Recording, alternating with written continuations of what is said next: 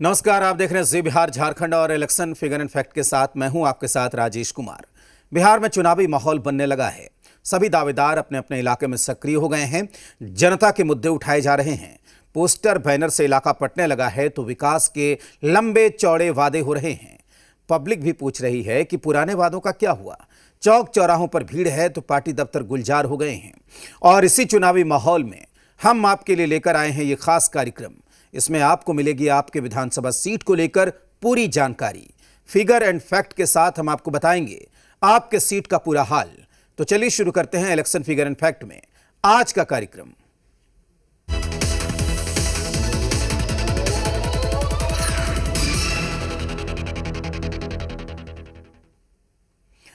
आज जिस सीट की हम बात करेंगे आज के कार्यक्रम में फिगर एंड फैक्ट में, वो सीट है मसौढ़ी। मसौढ़ी राजधानी पटना की सीट है और मसौढ़ी में भी दिलचस्प मुकाबला देखने को मिल सकता है।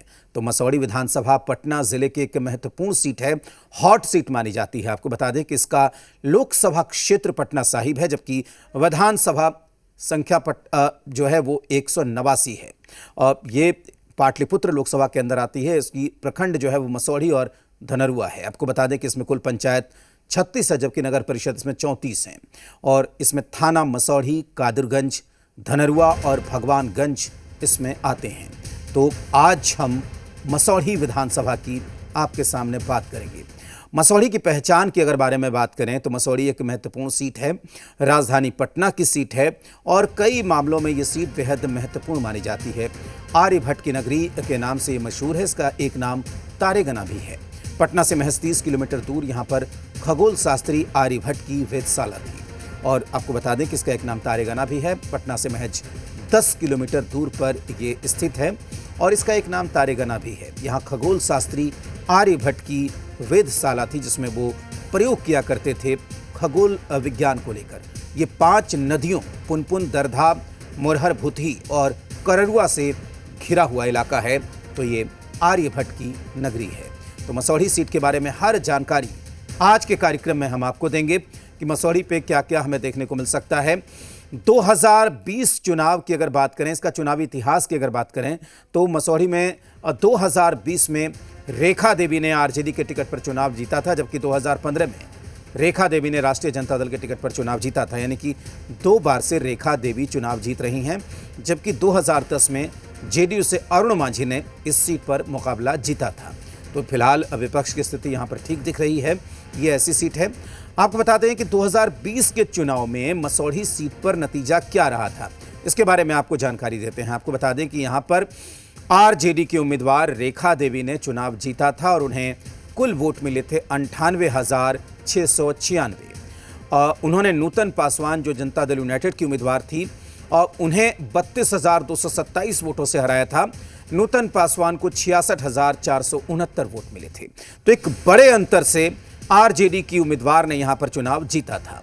आपको बताते हैं कि 2024 के लोकसभा चुनाव में यहां पर किस तरीके का नतीजा देखने को मिला था।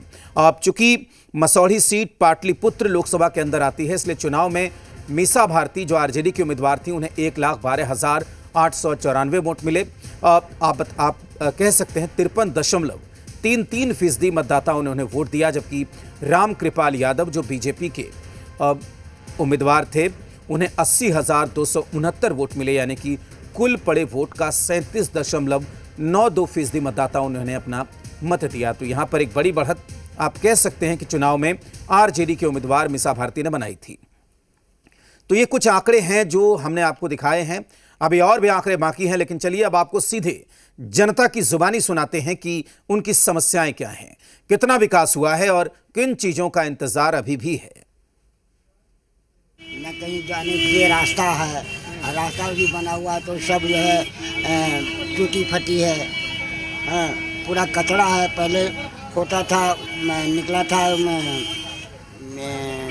सफाई कर्मी वाला, वो भी सब बंद हो गया। क्या हाँ रेखा देवी है विधायक? कितना विकास हुआ है? विकास हुआ है, मोटा मोटी हुआ है। बाकी हम तो देखबे नहीं किए हैं कि रेखा देवी कौन है। काम बहुत कम के है। सब खत्म है। जनसुराज पार्टी कौन सी है? कुछ न हुआ है, काम खत्म है। और कोई वोट न देने ना नहीं कर रहा है। यहाँ सबसे बड़ी समस्या हॉस्पिटल और शिक्षा। यहाँ विकास के नाम पर सिर्फ एक लाइट लग जाता, वही विकास है।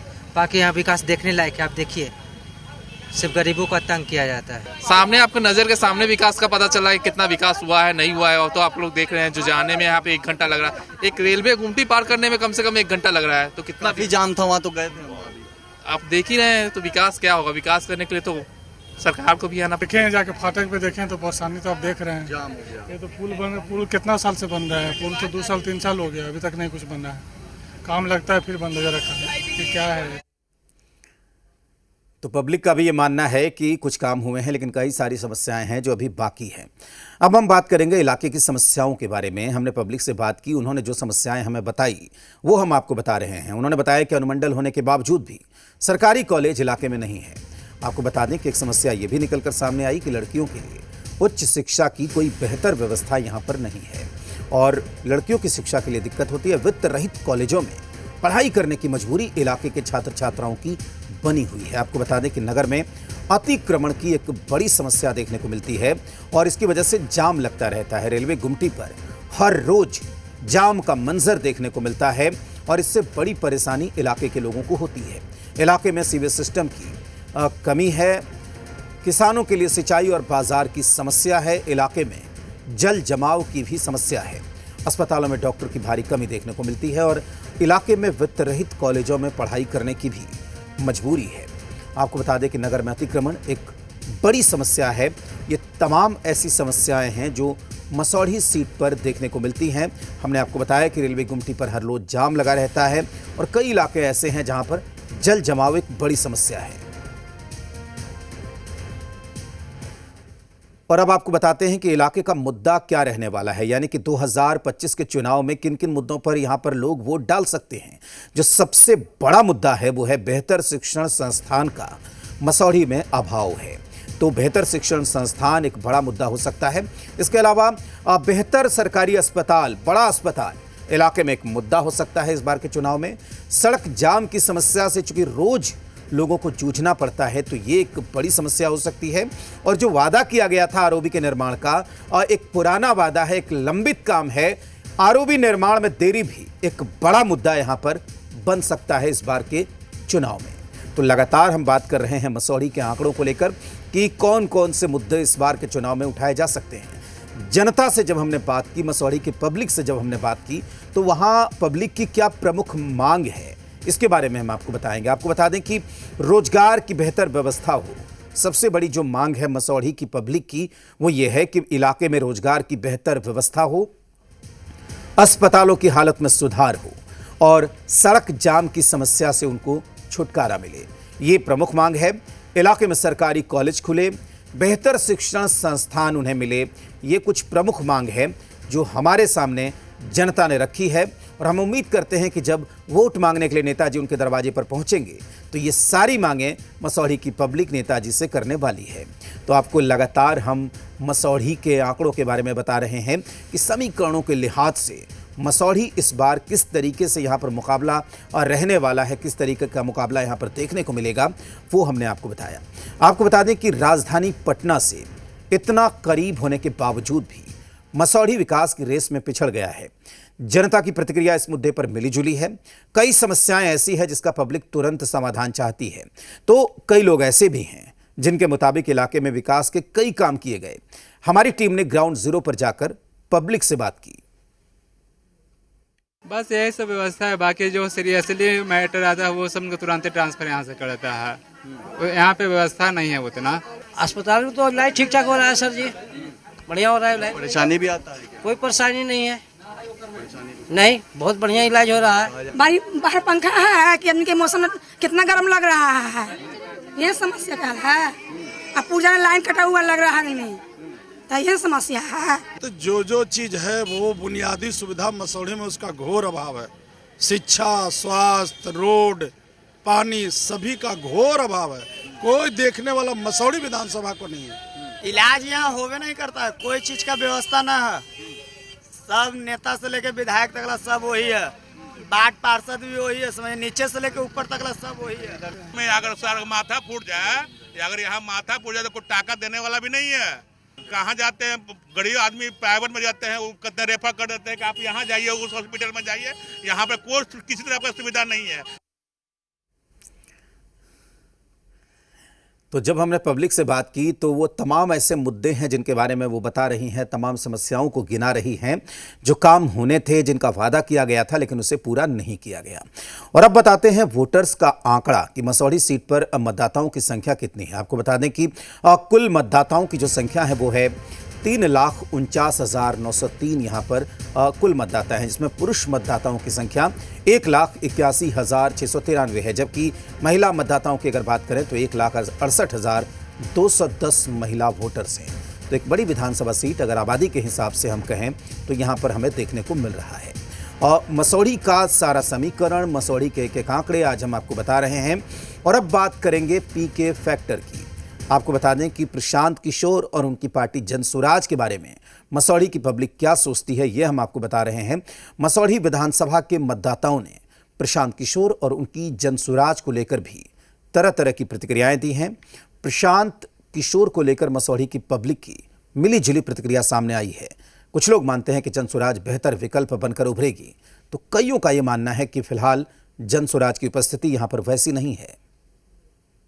राष्ट्रीय जनता दल और एनडीए 2 के बीच में राजनीति होती रही है, लेकिन जनसुराज दल आने के बाद से मसौढ़ी की जनता एक विकल्प के तौर पर जनसुराज को आशा भरी नज़रों से देख रही है और यहाँ का रिजल्ट निश्चित रूप से चौंकाने वाला होगा। राजद का ही यहाँ बोलबाला रहेगा, राजद का ही कोई भी उम्मीदवार आएगा वो राजद के टिकट से चुनाव जीतेगा।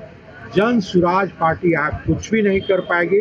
नहीं, जनसुराज सिर्फ सोशल मीडिया फेसबुक हो तो बिजनेसमैन है, वो पार्टी चलाना जानते, बिजनेस की तरह करते हैं, डील करते हैं और उनसे कोई फर्क नहीं पड़ने वाला है, जनता जानती है। समीकरण तो है महागठबंधन और एनडीए के बीच ही है। जनसुराज पार्टी के आने से कुछ रोमांचकता बढ़ सकती है और ऐसा भी है कि कैंडिडेट अगर अच्छा देते हैं तो उस पर भी डिपेंड किया जा सकता है। पिछले चुनाव से इस बार बहुत ज़्यादा समीकरण में अंतर नहीं आया है। हालात अभी भी महागठबंधन यहाँ भारी दिख रहा है और जो हालात है उस हालात में जो जनसुराज की एंट्री हो रही है, तो अब तक जो मसौढ़ी विधानसभा क्षेत्र में देखा गया है कि बड़े पैमाने पर जनसुराज के कोई बड़े नेता यहाँ नहीं आए हैं और उनका कोई कार्यक्रम नहीं हुआ है। छिटपुट लोग जनसंपर्क में आए हैं, तो ऐसा जनसुराज का अपना यहाँ कोई मजबूत स्थिति नहीं बन रही है। तो आपने मसौढ़ी के लोगों की जुबानी सुना कि पीके फैक्टर का कितना असर यहां पर देखने को मिल सकता है। आपको बता दें कि प्रशांत किशोर और उनकी पार्टी जनसुराज यहां पर एक तीसरी शक्ति के तौर पर चुनावों में नजर आ सकती है। तो मसौढ़ी में कई जगहों पर पब्लिक के बीच हमने पीके फैक्टर की गूंज सुनी, जो हमने आपको भी बताया। तीसरी ताकत जनसुराज निकलकर सामने आ सकती है, तीसरी ताकत के तौर पर उभर सकती है। प्रशांत किशोर से लोगों को उम्मीदें हैं। उन्होंने कहा कि अगर बेहतर और दमदार प्रत्याशी जनसुराज यहां पर उतारता है तो नए विकल्प के तौर पर हम उनका स्वागत करेंगे। यानी कि एक उम्मीद भरी निगाहों से मसौढ़ी के लोग प्रशांत किशोर और उनकी पार्टी जनसुराज की तरफ देख रहे हैं। तो चलिए, ये था पीके फैक्टर। और अब बात करेंगे जाति समीकरण की। तो आपको बता दें कि मसौढ़ी और बिहार का चुनाव जाति समीकरणों की वजह से जाना जाता है। और यहाँ का जाति समीकरण क्या है, ये आपको बताते हैं कि यहाँ पर 90,000 के करीब यादव मतदाता हैं, जबकि कुर्मी मतदाता 40 से 50,000 के करीब है। भूमियार 25 से 30,000 के करीब यहाँ पर भूमियार वोटर हैं। जबकि राजपूत मतदाताओं की अगर बात करें तो उनकी तादाद 15 से 20,000 है। और आपको बता दें कि पासवान समाज के अगर वोटरों की बात करें तो पासवान समाज के वोटर करीब 18,000 हैं, जबकि मुस्लिम समाज के वोटरों की भी अच्छी खासी तादाद है। और मुसलमानों की आबादी मसौढ़ी सीट पर करीब 20 से 25,000 बताई जाती है। जबकि चंद्रवंशी समाज का भी यहाँ पर अच्छा खासा वोट बैंक है, 12,000 वोटर चंद्रवंशी समाज से हैं, जबकि महादलित वोटरों की तादाद इस सीट पर तकरीबन 50 से 60,000 के बीच में है। तो ये जाति समीकरणों के लिहाज से हमने मसौढ़ी का आंकड़ा आपको बताया। ये माना जाता है कि बिहार के चुनाव में जाति समीकरणों का ज़्यादा असर देखने को मिलता है। तो मसौढ़ी का समीकरण ऐसा है कि यहाँ पर जाति समीकरण चुनाव में जीत और हार का फैसला करता है। तो आपको बता दें कि मसौढ़ी का फैसला 2020 में भले ही बड़े अंतर से हुआ हो, लेकिन जानकार ये मानते हैं कि इस बार कांटे का मुकाबला देखने को मिल सकता है।